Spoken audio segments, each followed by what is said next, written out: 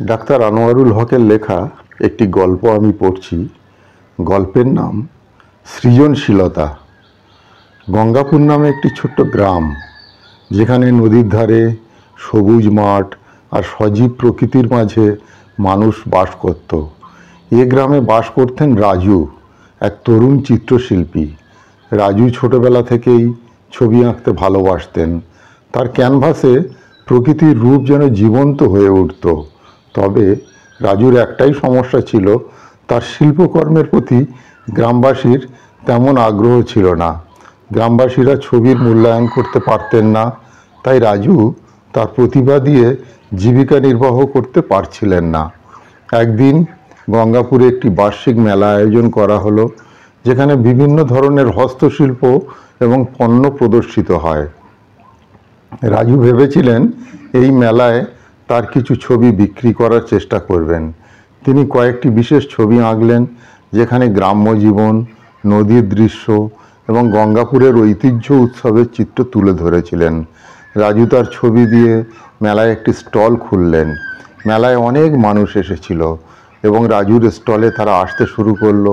রাজুর ছবিগুলো দেখে সবাই মুগ্ধ হয়েছিল, বিশেষ করে তার আঁকা একটি ছবি, যেখানে ছিল একটি ছোট ছেলে নদীর তীরে দাঁড়িয়ে সূর্যাস্তের দৃশ্য দেখছে। তা সবার দৃষ্টি আকর্ষণ করেছিল। এ ছবি দেখে সবার মনে শিশুবেলার স্মৃতি উঁকি দিয়েছিল। মেলায় উপস্থিত ছিলেন এক বিশিষ্ট চিত্র সমালোচক শর্মিলা দত্ত।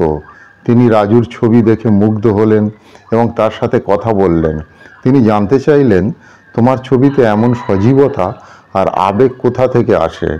রাজু বিনীতভাবে উত্তর দিলেন, আমার ছবি আমার নিজের অনুভূতির প্রতিফলন।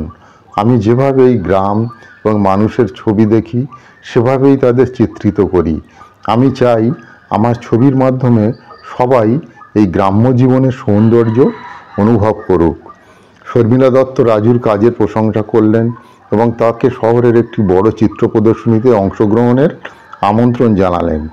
রাজু এই সুযোগ পেয়ে খুবই খুশি হলেন, কারণ এটি তার শিল্পকর্মের একটি বৃহত্তর মঞ্চে প্রদর্শনের সুযোগ দিল। শহরে চিত্র প্রদর্শনী রাজুর ছবিগুলো ব্যাপক প্রশংসা পেল। তার ছবি বিক্রি হওয়া শুরু হলো এবং সে এক নতুন পরিচিতি লাভ করলো। রাজুর সৃজনশীলতা এবং তার চিত্রশিল্পের প্রতি একনিষ্ঠতা তাকে সাফল্যের দিকে নিয়ে গেল। তার কাজের মাধ্যমে তিনি গ্রামের মানুষের জীবনের সৌন্দর্য এবং সরলতা বিশ্ববাসীর সামনে তুলে ধরতে সক্ষম হয়েছিলেন। গ্রামে ফিরে এসে রাজু তার কাজের প্রশংসা শেয়ার করলেন এবং গ্রামের শিশুদের চিত্রাঙ্কনের শিক্ষা দিতে শুরু করলেন। তিনি তাদের বললেন, সৃজনশীলতা আমাদের সকলের মাঝে থাকে, শুধু তা প্রকাশ করার সঠিক উপায় খুঁজে পাওয়া দরকার। যদি তুমি মন দিয়ে এবং মন থেকে কিছু সৃষ্টি করো, তবে তা একদিন অবশ্যই মূল্যায়িত হবে। রাজুর গল্পটি আমাদের শেখায় যে সৃজনশীলতা একটি শক্তিশালী মাধ্যম, যা মানুষের মনকে ছুঁতে পারে এবং নতুন দৃষ্টিভঙ্গি আনতে পারে। তার সৃজনশীলতা তাকে জীবনে সফল করে তুলেছিল এবং অন্যদের জন্য একটি প্রেরণা হয়ে উঠেছিল। এই গল্পটি আমাদের অনুপ্রেরণা দেয় যে সৃজনশীলতা এবং নিজস্বতাকে অবহেলা না করে তাকে সঠিকভাবে প্রকাশ করতে দিতে হয়।